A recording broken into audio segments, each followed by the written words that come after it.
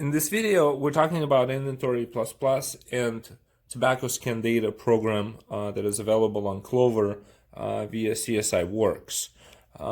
Specifically, Inventory++ is an app that enables us to provide the item level information to the respective scan data programs, be it Altria or Reynolds.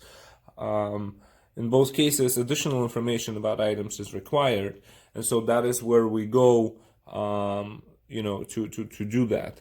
And the first thing we usually ask a merchant to do is go to settings, and whether you're working with Altria or Reynolds, so let's say you're working with Altria, we're going to ask you to select the items that are Altria items, right? So your entire menu is exposed, and you can work with just the levels that are categories or just individual items, but ultimately what you're doing is you're identifying to us the items that are your Altria items. So we got 122 of them selected, right? And that is what we do on device, and I've just shown you how to do that on the station. Here's the flex, and it is entirely possible to do the same thing on the flex. So here's the inventory app on the flex, and let me go ahead and click.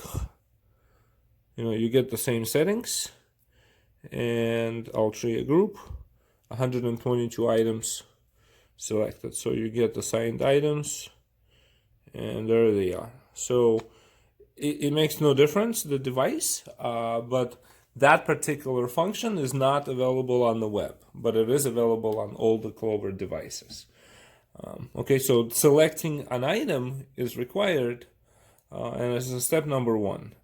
Then what I want to show you is that, when we get into the item that, see, like this one, for example, right? So there it is, manufacturer, retailer item code, retailer item description.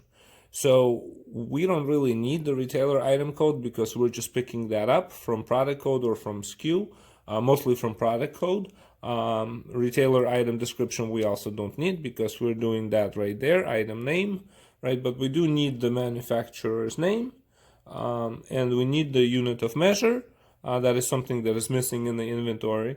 Factory code that we don't need. That's something entirely different. And we do need individual consumable units. That's a very important field. And that has to do with, if you were talking about carton, then there are 10 consumable units, right? If the carton contains 10 packs. If we're talking about packs, then that's one consumable unit. That's what a consumable unit is. Now, these fields, you can go through individual items and fill them out, but you'll notice that it's not easy because, well, first of all, there's no selection, which 122 items do you need to do it? And so for that, we need to transition to the web interface, which allows for an easier manipulation of the data as it relates to the scan data. All right, so we're continuing with Inventory++ now on the web, and logging into your dashboard on a Clover account and navigating to an app called Inventory++, like so. And this will take us to the web interface for the Inventory++ app, like so.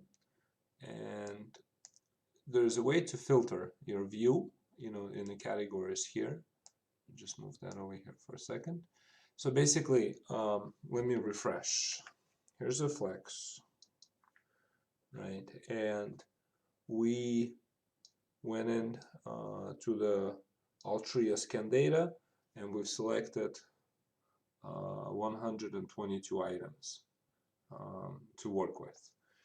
And now, if we select the Altria here on the website, you'll see that we are working. Actually, it's outside of the scope of the screen capture, but basically we're working with 122 items, and I'm going to go ahead and select them all. You'll see that on the next screen. If I hit on edit selected items, here it is, says 122 items selected, right? And so we're currently editing 122 items, and what we wanted to do, for example, is like let's just imagine for a second that all 122 items that we have selected have individual consumable units of 1, right? So let me go ahead and put that in here. Everything else is already, let's just make this capital PACK, for example, and go ahead and save. And so there it is. We just processed 122 records, and if we edit one of these, we should see that it's, that's kind of how you mass edit it. It's really easy. It took less than a second to do. And that's why I was saying that it's easier to process, the editing of these fields on the web. You can also export the data from here and, delete individual records, copy individual record, edit it, add a new record, and things of that sort. But again, primarily, we're trying to facilitate what is required for the scan data with this app, for now at least.